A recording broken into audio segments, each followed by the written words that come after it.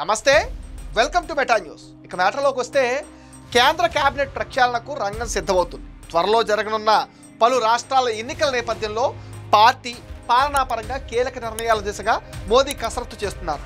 ఈ సమయంలోనే కేంద్ర మంత్రివర్గ విస్తరణ దిశగా బీజేపీ అగ్రనాయకత్వం మిత్రపక్షాలతో చర్చిస్తోంది. వచ్చే నెల 9న ఉపరాష్ట్రపతి ఎన్నిక ఉంది. ఇది పూర్తి కాగానే మంత్రివర్గాన్ని ప్రక్షాళన చేయాలని ప్రధానమంత్రి నిర్ణయించుకున్నారని తెలుస్తుంది. త్వరలోనే బీహార్లో ఎన్నికలున్నాయి. అదే సమయంలో తమిళనాడు, పశ్చిమ బెంగాల్లో వచ్చే ఏడాది ఎన్నికలు జరగనున్నాయి. దీంతో ఈ రెండు రాష్ట్రాల ఎన్నికలు బీజేపీ అధినాయకత్వానికి ప్రతిష్టాత్మకంగా మారుతున్నాయి. ఈ క్రమంలో ఆయా రాష్ట్రాలకు చెందిన కీలక నాయకులకు పదవులు ఇవ్వాలని భావిస్తున్నారు. తమిళనాడు మాజీ బీజేపీ చీఫ్ అన్నామలైకి కేంద్ర మంత్రి పదవి ఉన్నట్టుగా తెలుస్తుంది. ఇటీవలే ఆయన ఏపీ నుంచి రాజ్యసభకు ఎన్నికవుతారనే ప్రచారం కూడా జరిగింది. కానీ అలాంటిదేం జరగలేదు. ఈసారి ఏకంగా కేంద్ర మంత్రి పదవి వరించనుందని తెలిసింది. ఇక కేంద్ర కేబినెట్ విస్తరణలో ఏపీకి మరో 2 బెర్తలు ఖాయమైందంటున్నారు. టీడీపీ జనసేనలకు చెరో మినిస్ట్రీ దక్కనుందనే టాక్ కూడా గట్టిగా వినిపిస్తుంది. దీంతో ఈసారి ఆ అవకాశం ఎవరిని వరిస్తుందనేది కీలకంగా మారుతుంది. ఇప్పటికే కేంద్రం నుంచి రాష్ట్రానికి సంకేతాలు అందాయని, ఈ విషయంలో చంద్రబాబు కూడా ఆలోచన చేస్తున్నారని తెలుస్తుంది. ప్రస్తుతం ఏపీ నుంచి 3 కేంద్ర మంత్రులు ఉన్నారు. టీడీపీ నుంచి 2, బీజేపీ నుంచి 1 మోడీ కేబినెట్లో ఉన్నారు. నర్సాపురం బీజేపీ ఎంపీ భూపతిరాజు శ్రీనివాస్ వర్మ సహాయ మంత్రిగా, టీడీపీ శ్రీకాకుళం ఎంపీ కింజరపు రామ్మోహన్ నాయుడు పౌర విమానయాన శాఖ మంత్రిగా ఉన్నారు. టీడీపీ గుంటూరు ఎంపీ పెమ్మసాని చంద్రశేఖర్ సహాయ మంత్రిగా వ్యవహరిస్తున్నారు.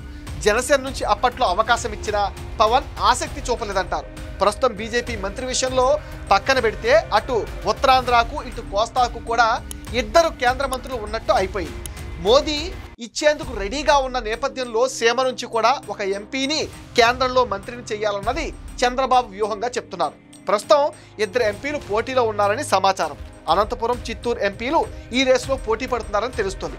అయితే హిందూపురం ఎంపీ కూడా ప్రయత్నాలు ముమ్మరం చేస్తున్నట్టు తెలుస్తున్నా ఎక్కువ అవకాశం మాత్రం ఎస్సీ నాయకుడు లేదా కీలక సామాజిక వర్గానికి చెందిన ఎంపీకి దక్కే అవకాశం ఉందని పార్టీ వర్గాల్లో చర్చ సాగుతుంది. అదే సమయంలో రెడ్డి వర్గానికి అవకాశం పైన ఆలోచన చేస్తున్నట్టుగా తెలుస్తుంది. ఆ విధంగా చూస్తే రాయలసీమలో రెడ్డి సామాజిక వర్గం నుంచి టీడీపీకి ఒకే ఒక మహిళా ఎంపీ ఉన్నారు. నంద్యాల టీడీపీ ఎంపీ బైరెడ్డి శబరి ఉన్నారు. ప్రస్తుతం లోక్సభలో తెలుగుదేశం పార్లమెంటరీ డిప్యూటీ ఫ్లోర్ లీడర్గా ఉన్నారు. మంచి వాగ్దాటి, పార్టీ తరఫున పార్లమెంట్లో బలమైన వాయిస్ వినిపించారు. ఇక అదే సమయంలో సీమ నేతలే కాకుండా నెల్లూరు ఎంపీ వేమిరెడ్డి ప్రభాకర్ రెడ్డి, ఒంగోలు ఎంపీ మాగుంట శ్రీనివాసులరెడ్డి 2 పేర్లు సైతం పరిశీలిస్తున్నారని అంటున్నారు. మరోవైపు జనసేన నుంచి కూడా ఒకరికి ఛాన్స్ దక్కనుందనే గుసగుసలు గట్టిగా వినిపిస్తున్నాయి. ప్రస్తుతం ఆ పార్టీకి 2 ఎంపీలు ఉన్నారు. మచిలీపట్నం నుంచి బాలశౌరి, కాకినాడ నుంచి ఉదయ్ శ్రీనివాసులు ఎంపీగా గెలిచారు. ఈ 2లో బాలశౌరి సీనియర్. ఇక నాగబాబును సైతం కేంద్ర మంత్రివర్గంలోకి తీసుకుంటారన్న టాక్ వినిపిస్తుంది. ఒకే కుటుంబం నుంచి 2 రాష్ట్ర మంత్రివర్గంలో ఉన్నారన్న విమర్శలకు తావివ్వకుండా పవన్ ఈ ప్లాన్ చేసినట్టుగా ప్రచారం అయితే నడుస్తుంది.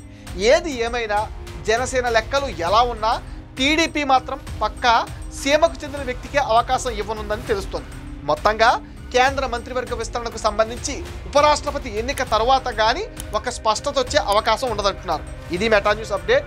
ఈ వీడియో పైన మీ విలువైన ఒపీనియన్ని కామెంట్ సెక్షన్లో మెన్షన్ చేయండి. మీరు ఇచ్చే కామెంట్స్తో మరిన్ని ఇంట్రెస్టింగ్ వీడియోస్ మీకు అందిస్తాం.